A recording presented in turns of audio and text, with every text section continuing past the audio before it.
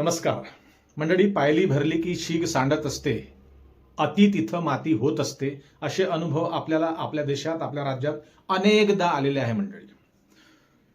तर मंडळी, तुम्ही जर आता हल्ली कुठे पारावर चावडीवर एखाद्या टपरीवर किंवा प्रवास करत असताना कोणी शेजारशाशी बोलत असाल तर विषय चर्चा एकच असते मंडळी, ती असते मोदी सरकारची हुकुमशाही. ही चर्चा असते आणि लोक अगदी ऑटोमध्ये बसमध्ये प्रवास करत असताना किंवा कुठे कुणाशी एखाद्या कार्यक्रमात बोलत असताना लोक आपसात चर्चा करतात. कोण? जे अंधभक्त नाहीत ते म्हणतात की जन आंदोलन उभं होणार, हा देश पेटणार, लोक रस्त्यावर उतरणार. पण तसं होऊ नये असंही अनेक लोक बोलतात मंडळी. पण आता ही अति झाली आहे, त्यामुळे लोक आता कंटाळलेले आहे. एकतर महागाईला कंटाळलेले आहेत, शेतकरी त्यांना उत्पन्न पुरेसं नाही, त्यांना त्यांच्या मालाला भाव नाही, त्यांना कर्जमाफी नाही, म्हणून शेतकरी कंटाळले आहेत. सरकारी कार्यालयातले कर्मचारी बिचाऱ्यांना रविवारी शनिवारी रविवार देखील त्यांचा सुखाचा राहिलेला नाही. पूर्वी असं नव्हतं मंडळी, हे लक्षात घ्या. तुम्ही शेजारच्यांना, तुमच्या मित्र दोस्तांना विचारा, असं होतं का?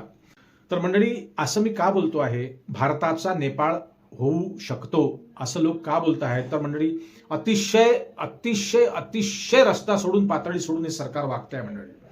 आणि कुणी काही त्यांच्या विरोधात बोललं तर थेट गुन्हा दाखल करतात, थेट त्याच्या घरी पोलीस पाठवतात, थेट त्याला नोटीस पाठवतात. अरे हे चाललंय काय भाई?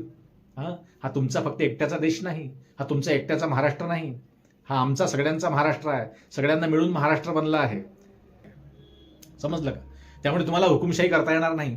तुमच्या हाती होम मिनिस्ट्री आहे, गृह मंत्रालय आहे, तुम्ही मुख्यमंत्री आहात, तुमच्याचकडे सगळे मंत्रालय आहेत, सगळ्या प्रकारचे मंत्री तुमच्या जवळच आहेत, सगळी खाती तुमच्याकडे आहे. याचा अर्थ अजिबात असं नाही तुम्ही कोणाचं तोंड दाबू शकत नाही. एखाद्याचं दाबाल हो, 12 करोड जनता राज्यात आहेत, महाराष्ट्रात आहेत, कुणाचं तोंड तुम्ही दाबाल?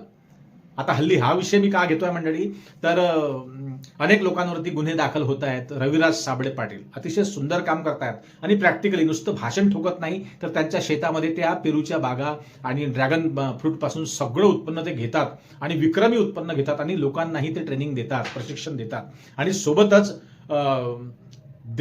राज्यातल्या शेतकऱ्यांसाठी, सामान्य नागरिकांसाठी, त्यांच्या हक्कांसाठी ते लढतात युट्यूबच्या माध्यमातून. त्यानंतर त्रिशूल पाटील आहेत, त्यानंतर ती मुक्ता कदम आहे, खूप छान काम करते आहे, मुक्त पत्रकार आहेत सगळे.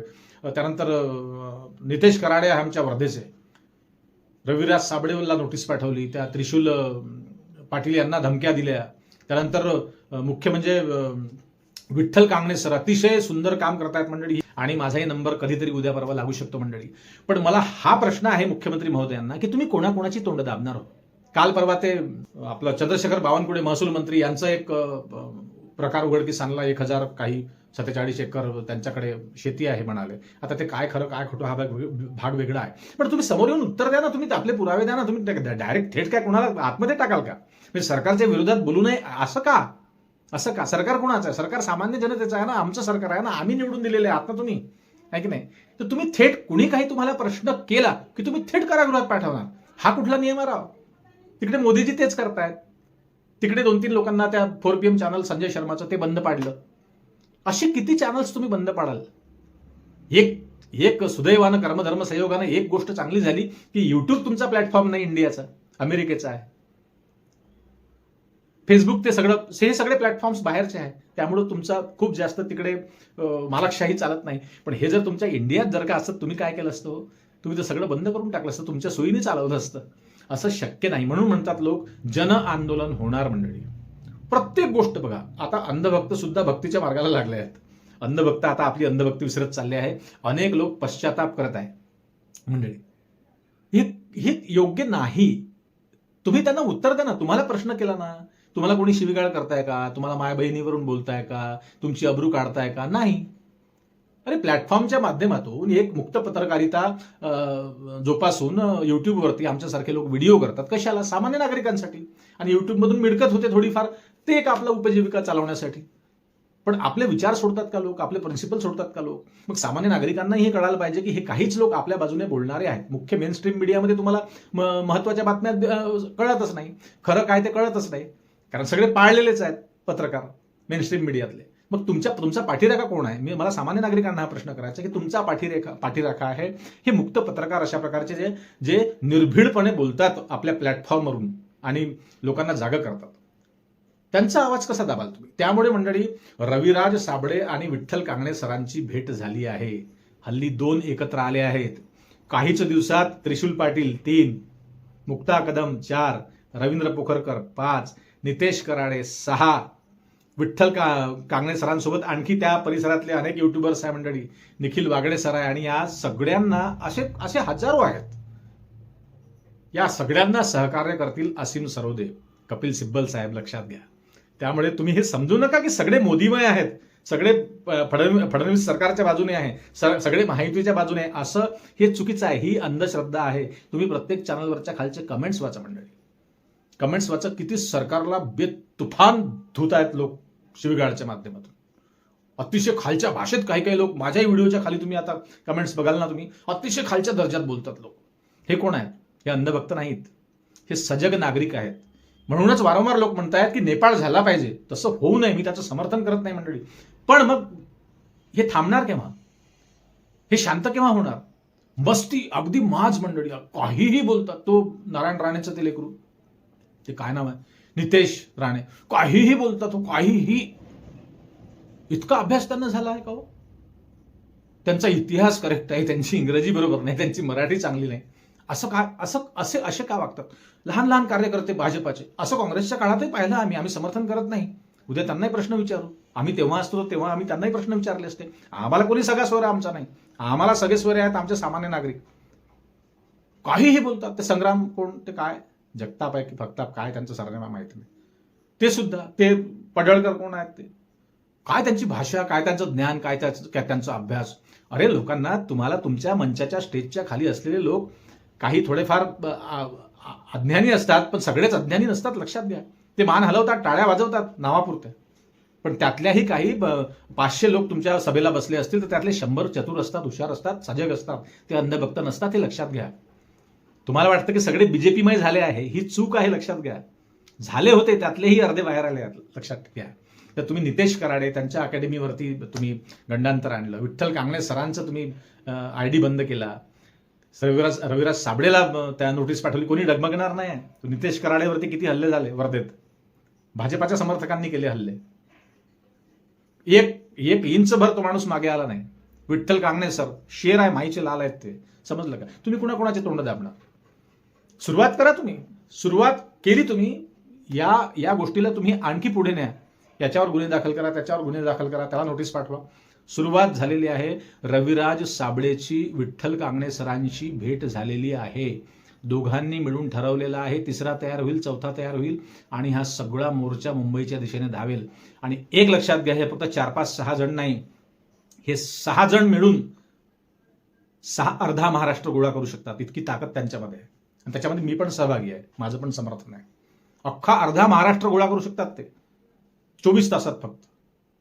मग काय होईल? तुम्हाला वाटत असेल की गृह मंत्रालय तुमच्याकडे आहे, पोलीस तुमच्याकडे आहे, तुम्ही बळाचा वापर कराल, अश्रू दूर फेकाल, लाठी चार्ज कराल. मरायला तयार असणारे मेलेले नाहीत, लक्षात घ्या. मरायला तयार असणारे अजूनही महाराष्ट्रीयन आहेत, पक्के मराठी आहेत, पक्के मराठी आहेत, लक्षात घ्या. रांगडे आहेत, रांगडे, भित्रे नाहीत. या सरकारला भित्र सरकार म्हणताय. कशाला घाबरताय? त्या बावनकुळेंच्या शेतीबद्दल कुणीतरी एका पत्रकाराने ते उघडकीस आणलं. जे काय असेल ते, तुम्ही तुमच्या बाजूला करेक्ट असाल, व्यवस्थित असाल, तुम्ही निष्पाप असाल, पुढे या पब्लिकच्या जनतेपुढे कागदात पेपर दाखवा. गुन्हे दाखल करणं हा काय प्रकार आहे? गुन्हे दाखल करायचे, कुठली अब्रू गेली तुमची? आणि काय होता तुम्ही? तुमच्याच नेत्यांनी सांगितलं तुम्ही काय होते आधी, तुमचं काय काम होतं राजकारणाच्या आधी. महाराष्ट्राला माहिती आहे, नागपूर शहराला माहिती आहे तुमचा काय व्यवसाय होता. तुमच्या त्या गडकरी साहेबांनीच सांगितलं होतं की तुमचा काय व्यवसाय होता पूर्वी. मग इतक्या छोट्याशा व्यवसायातून तुमच्याकडे लाखो करोडची संपत्ती कशी काय गोळा होते? आणि तुम्ही निवडणुकीत जे दाखवलं होतं निवडणूक आयोगाला तुमची संपत्ती, ती काय खरी आहे का, सत्य आहे का? ती तर कोणाचीच नसते हो, तो भाग जाऊ द्या. पण इतकी मस्ती, इतका माज नको. ज्याच्या त्याच्यावर गुन्हे दाखल, ज्याच्या त्याच्यावर गुन्हे दाखल. अरे तुम्ही त्यांना समजावून सांगा. एखाद्या युट्यूबरचं तुम्हाला पटलं नाही, पत्रकाराचं पटलं नाही, तुमच्याकडे यंत्रणा आहे. तो ज्या शहरात, ज्या गावात, ज्या खेड्यात तो राहत असेल पत्रकार, तुमचीच तर सत्ता आहे सगळीकडे, ग्रामपंचायत पासून, पंचायत समितीपासून तर जिल्हा परिषद पर्यंत. तुम्ही तिथल्या तुमच्या स्थानिक नेत्याला फोन करा आणि त्याला सांगा की मला भेटायला सांग. तो नागपूरला येईल, त्याला विचारा तुम्ही, का रे बाबा तू असं काय केलं? जीवावर उठाल का सगळ्यांच्या? असं होणार नाही. म्हणून लोक बोलतायत, तुम्ही कुठेही पारावर, चावडीवर, टपरीवर, प्रवासात तुम्ही बघत असाल चर्चा लोकांची काय सुरू आहे मंडळी, जन आंदोलन होणार आणि त्याची ठिणगी विठ्ठल कांगणे सर आणि रविराज साबळे, नितेश कराडे, मुक्ता कदम आणि हे सगळे मिळून ही ठिणगी पाडतायत. समजलं का?